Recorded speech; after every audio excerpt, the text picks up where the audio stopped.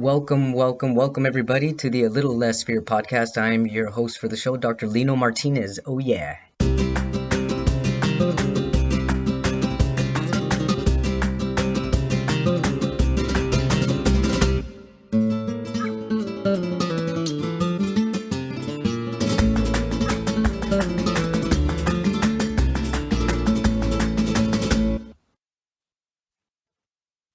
Welcome back, everybody, to A Little Less Fear podcast. I would like to introduce Holly Francis. She's a Canadian writer, speaker, illness survivor advocate, and certified trainer. She is also a mom in a blended family of 5 and the face behind Holly After GBS on social media, where her recovery videos have inspired millions of people around the world. She is currently at home working on her memoir about turning her medical horror into a crusade of helping others. Welcome to A Little Less Fear podcast, Holly. Thank you so much for having me a part of the show. I'm excited to share my story with your listeners. Yeah, I mean, we share so much in common as far as some of our medical stuff that we've gone through, and I'm really fascinated to know your story, your journey, the stuff that you've gone through to bring you to where you currently are today. Absolutely. So where would you like me to start? Wherever is comfortable for you, Holly. Wherever you'd like to start. All right, sounds good. So I think the best place to start is backing it up about 12 years ago. So 12 years ago, I was in my 20s. I was 26 years old. I had just given birth to my daughter. So at this time, it was a very, very joyous, exciting time in my life. Just had my baby. We named her Casey. She was completely healthy. My pregnancy was so smooth. The labor went smooth. And I just had my whole life ahead of me. And I had a great career. I was working in human resources, and I had just been recently married. And so I had my entire life ahead of me, and everything was going according to plan. And I think when you're in your 20s, you're very naive to the fact that things don't always go as planned. Right. And all of a sudden, things very, very quickly change. So I was at home with my daughter. She would have been just over 3 weeks old, and I was still adjusting to being a new mom. I'm, adjusting to late night feedings and not getting much sleep, and just all the fun new mom stuff. Mm-hmm. And it was just such an exciting time. And I'm at home with her, and we hadn't done much because it was the middle of winter, and so I live in Canada, and so it was freezing cold, and I barely had left my house. And all of a sudden, this happened around noon one day. I felt this strange tingle in my fingertip. And at first I thought that maybe I had burnt myself on something. And I'm looking over at my finger and thinking, weird, like it's this tingling and it's this burning and there's nothing there. And I'm like, okay, well, I don't know, must have burned something. But What was it, intermittent, Holly? Or was it just burning and it stayed burning? No, it was intermittent, and it was kind of coming on and going away. And it was just like this kind of numb feeling. The numbness was there, but the tingling was kind of coming back or coming on and off. So at that point, I just brushed it off, and I was thinking I must have somehow like cut myself or burnt myself or done something that it's making this odd feeling in my finger. But I brushed it off, continued about my day. About 3 or 4 hours later, I'm wandering around the house, and all of a sudden, and I mean very sudden, I get this kind of kink in my neck. So I'm grabbing the back of my neck thinking, what the heck did I just do? Did I just like pull a muscle or something? That was really painful. And I'm trying to ignore it. And as the minutes go by, the pain's just getting worse and worse and worse. And it's like this aching throb. So I take some pain medication, and the pain's just getting worse and worse. Oh, wow. And I'm going, what the heck is wrong with me? It was very acute, huh? It was very, very acute. And so Wow. I'm thinking, did I pinch a nerve or something? And so again, just trying to kind of brush it off, thinking, I'm sure it's nothing.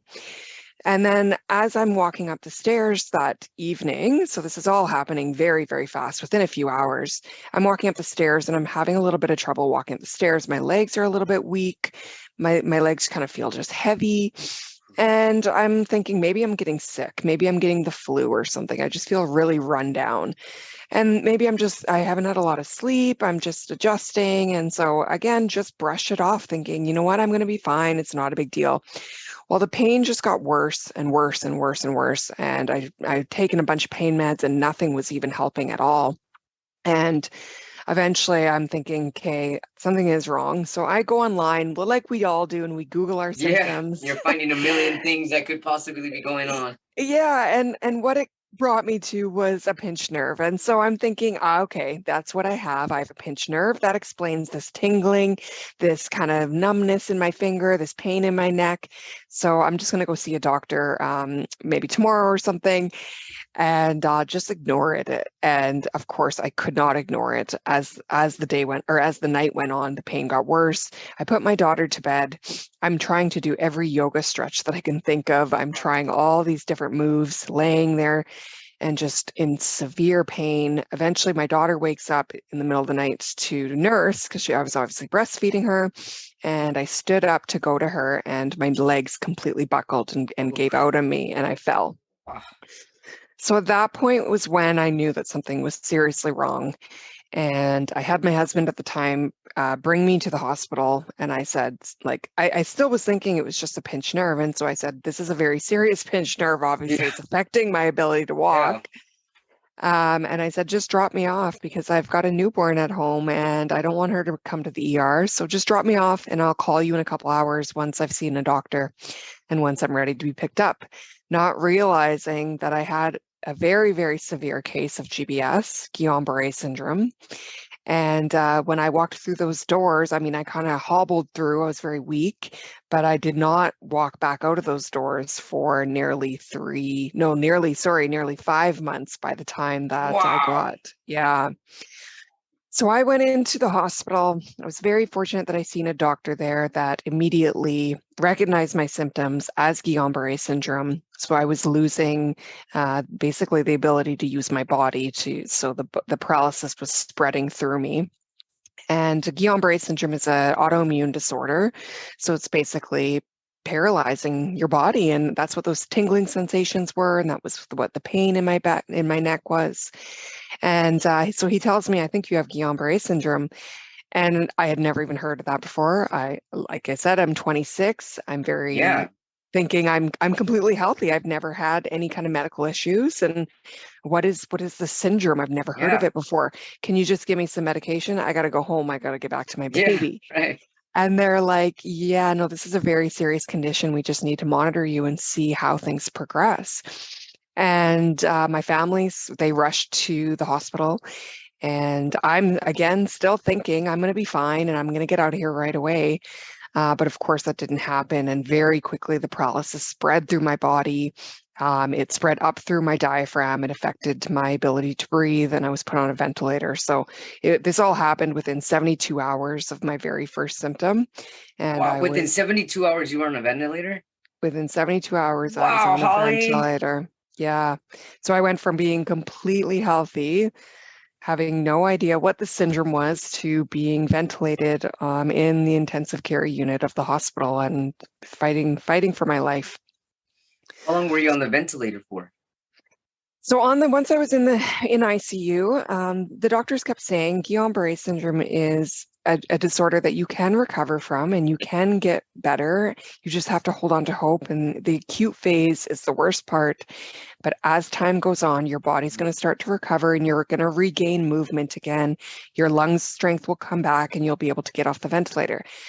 And when I'm on a ventilator and I can't breathe, and my newborn is there with me. They're putting her on my chest and they're trying to get that bonding and they're telling me I'm going to get better, but I just didn't see it. And my family was there by my side, and I literally thought that I was dying because I couldn't breathe. Every breath was such a challenge.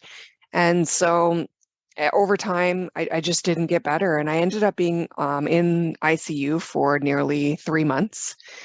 And that's how long it took for my lung strength to regain. And it was such a traumatizing time that those 3 months spent in ICU were awful and horrific. And I was in insufferable pain. I was dealing with a lot of nausea from all the medication I was on, not to mention obviously all the emotional side of things where I was Yeah. just lost and broken and feeling like there was no reason to live anymore. I was completely paralyzed, so unable to move anything. I communicated by using a communication board. So my family would basically point to letters and I would blink my eyes when I wanted them to put the letters together to form sentences. And my daughter's in the bed with me, and she's reaching out to touch me, and I can't reach out and touch her back, and I can't hold her in my arms. So it was a very, very dark time for me. I had lost hope a lot of days, and I really, really struggled to believe that I was ever going to get better. Mhm. Wow, Holly, I'm holding back my tears here. I'm feeling all of this. I'm just really I'm glad you're here and that you made it through. At what point did things start to turn for you? I mean, when did they I just it's so wild to me at how acute it happened for you. Like for me with my disease, it started at birth, and by the time I was 26 is when things were really bad. So it was very slow for me. Yeah. For you, I mean, if within 3 days being on a ventilator, I just can't imagine what that would feel like. I know that all the emotional roller coaster you went through was Yeah, it was very shocking, yeah, especially for my family as well. I mean, I had been completely healthy before, and everybody else was waiting for my newborn to arrive, and so it was such an exciting time in our life. And then all of a sudden, everything was changed, and my life was just gone. Like I said, it was such a dark time, and it was really hard for myself to push through every day. But I was very fortunate that my nurses that I had, they had dealt with a case of GBS before, and they had a patient who had actually recovered completely. And so they brought him into the ICU to come see me, and he walked wow, he walked into the hospital, and surprisingly, he'd been in the exact same room that I had been in, whoa, and he had a very severe case like I did. And he walked into my hospital room completely recovered. And so that was a huge inspiration for me to see that I was not alone and that there was somebody else that had gone through this right, illness, the same thing that I had gone through, and he had gotten through it. And so it really just inspired me to keep going. And he had young kids, and I had my daughter. And so I knew that he got back to his kids one day, and I knew that I wanted to get back to my daughter as well. I wanted to be the mother that I'd always dreamed of being. And there was just so much strength that I seen in him and that I realized that I had in me as well. I just didn't really realize it at the time. And he actually brought me this sign that said, it said, courage doesn't always roar. It's sometimes the quiet voice at day's end saying, I will try again tomorrow. And he actually taped it to my wall in front of me so that I could see it oh, every day. And that was a huge turning point for me because I realized that, I didn't feel strong. Everyone kept telling me I was really strong, but I felt like giving up all the time. And so then when I read that sign, it was just this reminder that courage isn't always this brave, strong voice. It's sometimes you're just saying, I'll try again tomorrow. mm-hmm, So that's kind of what I promised myself I would do. And over time, I did get better. And it started back in that finger. So that's where the first symptom was, and that's where it came back. So my wow, fingertip started moving again. And that was a big deal for my family, not so much for me, because for me, a fingertip doesn't mean anything. It doesn't mean that right, that I can hold my baby again. It doesn't mean that I'm getting out of here. But my family reminded me that, you know what, one small fingertip move is signs that you are improving, and you have to hold on to every single tiny bit of improvement. So mm, whatever it is that you're struggling with, you really got to just focus on those tiny little improvements. And so that's what I did. And over time, that improvement moved up to my hand. And so then I was able to kind of wave my hand. I was able to move my arms again. Eventually, I was able to hold my daughter in my arms. At the same time, my lung strength started coming back. And I had to learn to breathe off the ventilator. And that was another very, very challenging oof, part of my journey. It felt like I was underwater, unable to breathe, feeling like I was just about to basically run out of air. It felt like that all the time, but when they shut off the ventilator so that I could practice, I needed to practice basically to be able to learn to breathe on my own for 48 hours. And when I did it for the first time, I lasted 15 seconds, and that was as long as I could do. And I remember crying and hyperventilating and just thinking, this is so impossible, and I'm never going to be able to do this. And I don't know why you expect me to think that I'm going to be able to do this one day. And they just kept my care team was so amazing, and they were so supportive, and they just kept really pushing me and supporting me and saying, you just have to keep trying, you just have to keep going, one step at a time, one day at a time. And so I would look at that sign and go, okay, I can try again tomorrow. So I would try again the next day, and we went up to like 30 seconds, and it was still just as hard. And then we'd go up to like a minute, and then a few minutes, and every single time was such a challenge. And I would bawl my eyes out thinking, I just can't do this. This is impossible. But I just kept doing it every day. And we did this for several weeks. And then eventually over time, my lung strength improved, and it got easier. And then it didn't feel as hard. And I was able to go longer and longer. And suddenly I was going for 2 hours, and then 6 hours, and then 8 hours, and then 12 hours, and then 24, and then 48. And I hit the 48 hours. And at that point, I was well enough to come off the ventilator and leave ICU. And that was another huge turning point for me, because I had just said that what I was trying to do was impossible, and I was never going to reach it. Yeah. And now I had proved myself wrong. Right. And I think we all kind of have this strength within us that we truly do not know that we have until we're going through something. And so once I had overcome it, it was like, wow, you are so much stronger than you ever gave yourself credit for. And I just knew that everything was going to be okay. And I knew that I had to fight really, really hard to get better and to get out of the hospital. So I left ICU, and I was moved to a neurology ward in the hospital. And I was put in a ward with like patients that were about 70 years old. So I was the youngest person on the ward by far. And I basically had to learn how to do absolutely everything again. So if you picture like what a newborn baby is like and how they're learning how to do all that the head strength, lifting up your head, moving around, taking your first walks, learning how to eat, grabbing the spoon. Absolutely. So I had to do all of that. And so I learned how to hold cutlery and how to feed myself. And they taught me how to hold my daughter in my arms and how to hold her bottle so I could take care of her as well. By this point, she was growing up beside me in ICU, and it's 3 months. I mean, she was almost 4 months by the time that I got out of ICU. And so I just kept fighting for her. She was my huge guardian angel, and she was my strength to really push forward. And eventually I was strong enough. I did physiotherapy, intense physiotherapy for weeks and weeks and weeks. And eventually I was able to stand, and then we worked on my leg strength. And then eventually I was able to walk with a walker. So I practiced with a walker for many, many weeks, and that's how I got around. I was eventually moved to a rehab hospital where I really focused on my therapy and the fine motor skills and learning how to type again and how to write. I regained, obviously, the ability to talk as well, because I couldn't talk when I was in ICU, which was very challenging, as I'm sure you can relate. Oh, yeah, it's challenging. And so after when I was during recovery, my vocal cords were very damaged, and so it was regaining that strength in them as well. They atrophy. They atrophy when you don't use them, so you have to regain those muscles, and it hurts to start talking again. Absolutely, and so I had to do that with every muscle in my body as well. So it was very painful, and it was so hard.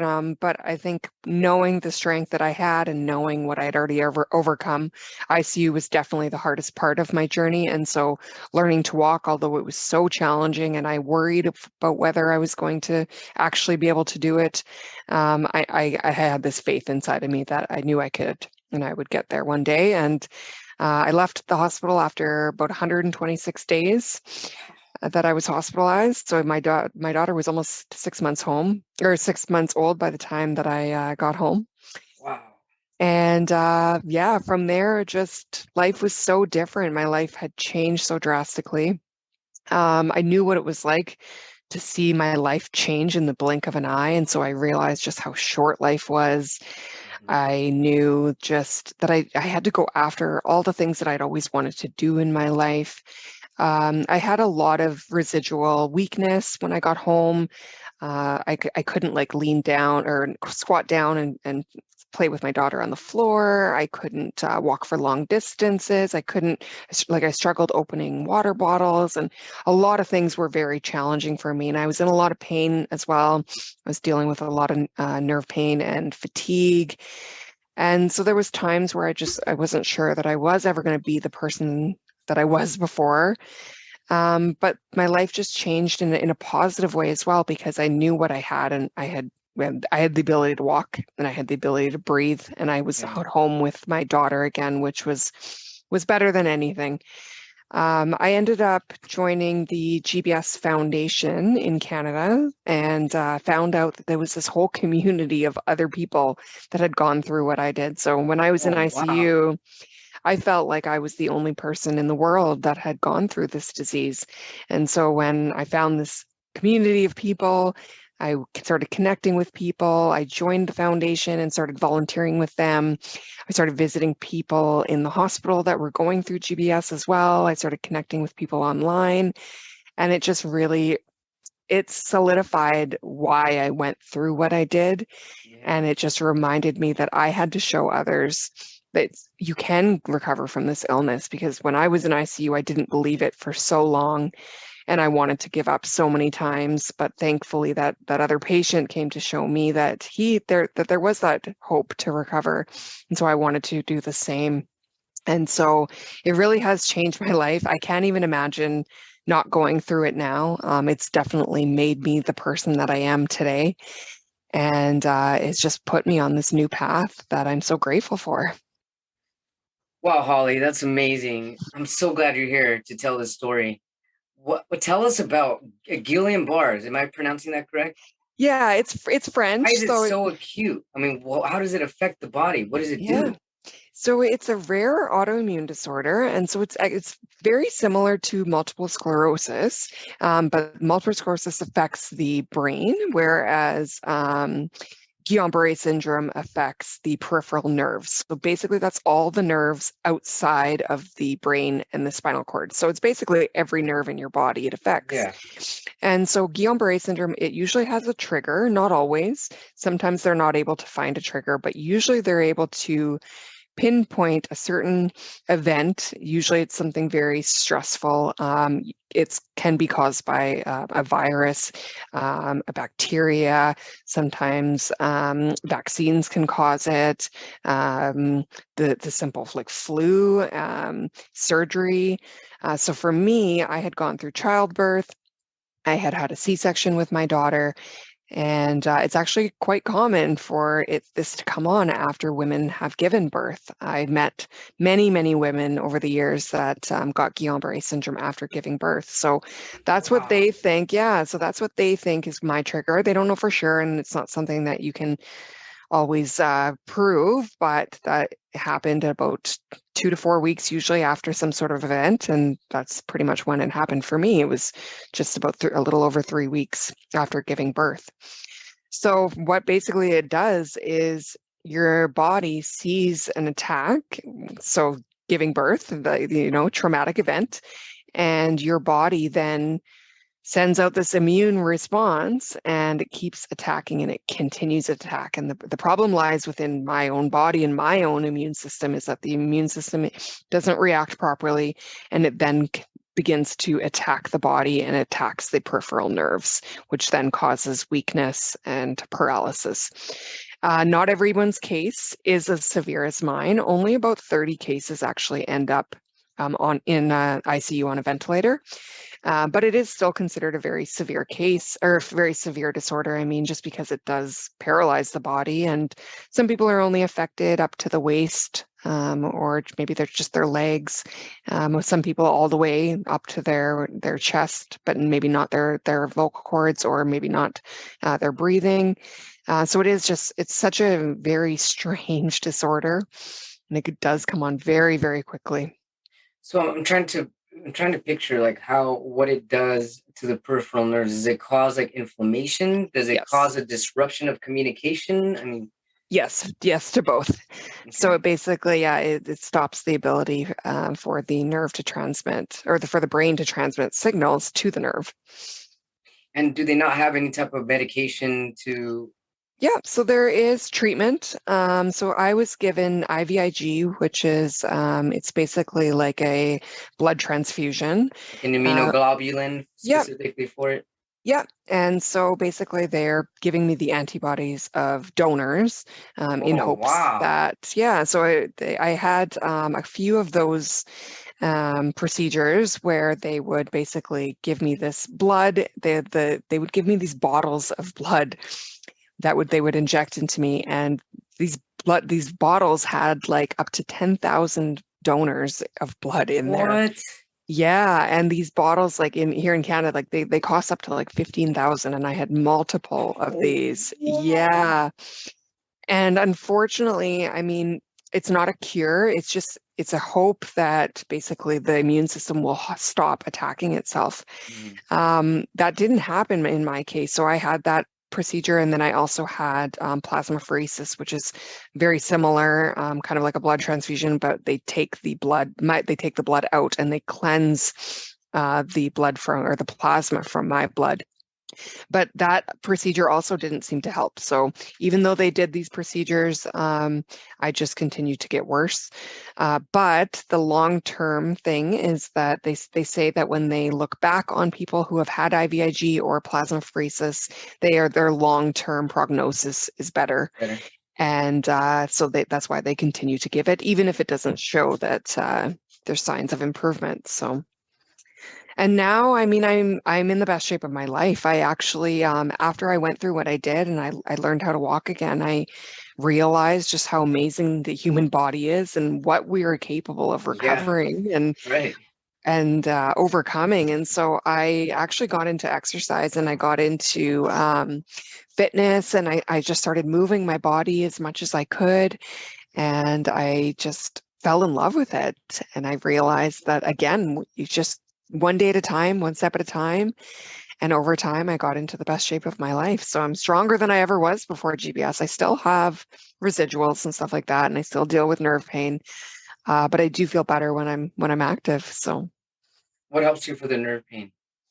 Nerve pain, I've been on many medications over the years, but now I'm completely free of, I was on gabapentin for many years. And then now I strictly use cannabis. Yeah, same here. You know what? I'm still on gabapentin. I'm wondering if I'll ever be able to get off it, because for me it affects my motor nerves, my peripheral nerves. And the times that I've tried to tailor myself off gabapentin, it's like the nerve pain comes back so badly and all over my body. So sometimes I wonder, I mean, if you did it, I can do it. I'll eventually be off gabapentin as well. That's amazing that you got off it. Did you have a lot of withdrawals coming off of it? No, we came off of it very, very, very slowly. So I was able to avoid the withdrawals. And right on with cannabis, you know, it's really interesting, because before I started smoking weed when I was like 28. I'm about to be 43. I know I look like a kid, but I'm not. I'm not. But it took me that long because doctors kept telling me, hey, try cannabis, try THC, or try CBD. And I was like, no, I don't do that stuff. But when I finally read about it and I trusted it, I mean, it really helps me on all levels. I mean, it really does take the pain away. Absolutely. Yeah. Yeah. And I've done a lot of research as well, because same thing, like I was on gabapentin for a long time, and then my doctors were pushing it just because there is so many studies that show that it helps with not only pain, but more specifically the nerve pain. Yeah, definitely. Are you also doing CBD? I love CBD. Yes. Yes. Yeah. Oh, and how are you sleeping? I sleep very well now. I actually, my pain is mostly during the day. So. And you're a trainer? Yeah, so after that, amazing, Holly. What? I know. It's been such a long journey, and it's just crazy where my life has become, or what my life has become after all of this. So after I recovered and everybody was reaching out to me, all my friends and family, and they were asking me what it was like to go through GBS and what it was like to be hospitalized. And I couldn't explain it in one conversation. So I actually ended up writing a book very quickly, published this. This was 10 years ago, put it out in the world. And I had a whole bunch of hospital videos of myself during my recovery. So I posted that on YouTube and it ended up going viral. And my book ended up just blowing up. And all of a sudden, I had all these people reaching out to me asking me questions and how did you recover and what did you do Yeah. and I started a social media page which has just grown substantially, and I've just met so many amazing people around the world, connected with doctors who treat the disorder. I've connected with family members who are their family members in ICU fighting for their life. I've met with survivors who have had GBS 20 years ago and had never met another patient before, and were just so excited to connect with somebody else and talk to them. And so that's what actually brought me into fitness training, because people were asking me, well, what should I do? And do you have any suggestions? And I felt a little bit uneducated because I knew what I had done, but I didn't know much about fitness overall. So Right. I ended up going to school and getting certified so that I could, What? yeah, so that I could educate and just show Wow. people.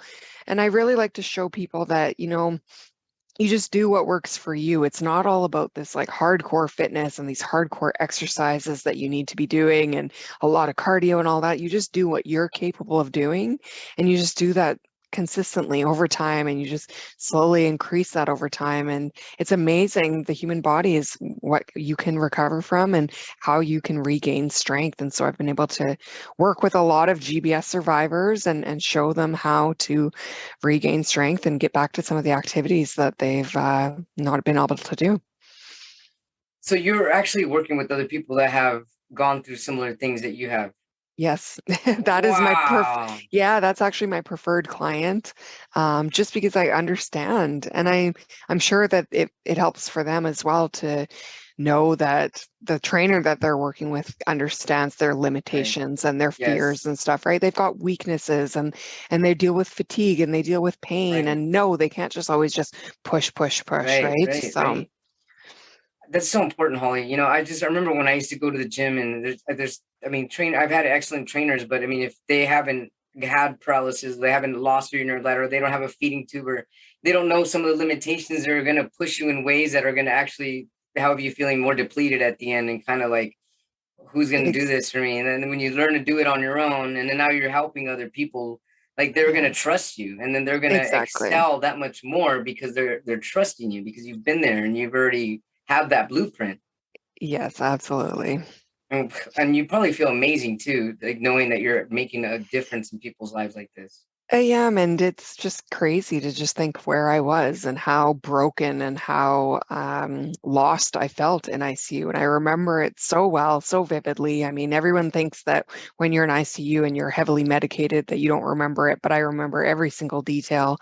And that's why I ended up rewriting my book. So my new book comes out in January, just because so much has happened since the original book went out. Just my life changed, and I got involved with GBS Foundation. I got into fitness training, and it just showed me that sometimes the bad things happen to you in your life and they put you on this new course, and they end Yeah. up being the best things. And so I wanted to show other people that there is hope to recover. There is hope through the darkest times of our lives, even when you think that you're just never going to get out of it. I think that my story really is living proof. I was in the depths of despair, and then to be where I am now, it's been such a journey, but it's just a reminder just not to give up. And with GBS, is there a genetic component to this? Does it run in Uh, your family? no, there actually is not. Whoa. So it's just very sudden and very random. It affects people of all ages, all sex, all ethnicities, everywhere in the world. It affects, I mean, 2-year-olds, 50-year-olds, 80-year-olds, but it does more often than not affect older males. But I mean, I was in my 20s and I was just, yeah, devastated at the time, but Oh, yeah, you can absolutely. recover. Well, I'm really glad to see that you're thriving now and that you're changing people's lives and that you're writing a second memoir. And while this is really amazing, I'm really fortunate to have met you and crossed paths. Thanks so Thank much. you. How can our viewers or watchers and our listeners find you, your social media information? Yeah, so my name is on social media. It's Holly after GBS. And yeah, that was just kind of a nod that, like, you know what, this was me after I went through everything with GBS. And it was just like this whole new start to my life. And so Holly after GBS, I'm on Facebook, I'm on Instagram, I'm on YouTube, I'm on TikTok. Every platform is a little bit different, catered to different people. So, for example, my YouTube channel really is focused on my GBS survivors. And so I answer a lot of questions, I put a lot of videos. And then, like, my Instagram is more of my personal life and just sharing kind of tidbit bits and inspiration and that sort of thing. And then my new book, Life Support, will come out in January, and that'll Love be that. on Amazon. And then, of course, you can always find it on my website as well, which is just hollyaftergbs.com. Holly Francis, everybody, what an incredible story. I'm really glad that you're here to share your light and just share the love that you've experienced in saving your own life and not giving up. Thank you so much for being on the Little Less Fear podcast. I look forward to keeping in touch with you and then just seeing you keep rising to the top. Oh, absolutely. Thank you so much for having me part of this. It was wonderful to chat with you today. Thank you, Holly. Thank you, everybody. Thank you so much for tuning in to a Little Less Fear podcast. You know, I keep going because of all of you, all of the viewers, the supporters, the listeners, the followers, the subscribers, the feedback, the comments that I get. I'm just really grateful to be where I'm at and to be able to bring all these people here on this platform to motivate the world. It motivates me to keep going. It motivates me. It lights me up to keep going and going and going. And because of that, my website's also going strong. I've created an incredible resource page for all kinds of people. Anybody needing support of any kind, please check out my website at www.alittlelessfear.com. And I've also launched freelance poetry for businesses, for marketing, for people needing people that need something creative. Check it out. Check it out. It's fun. There's video poetry, it's visual poetry. And if you have any other questions for me, you can also email me at littlelessfear@gmail.com. Thank you so much, everybody. I love you all, and just a million thanks.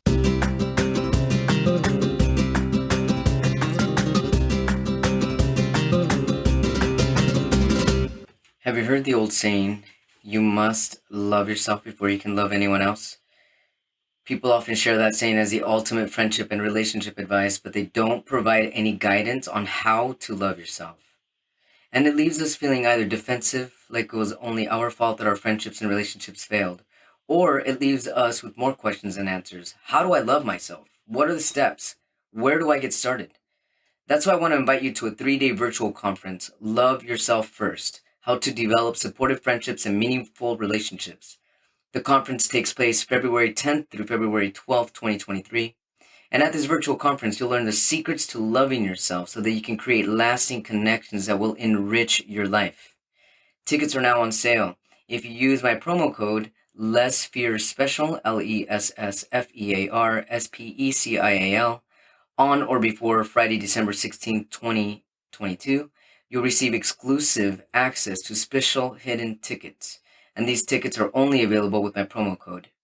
If you buy your tickets after December 16th, use the promo code LESSFEAR20, LESSFEAR20.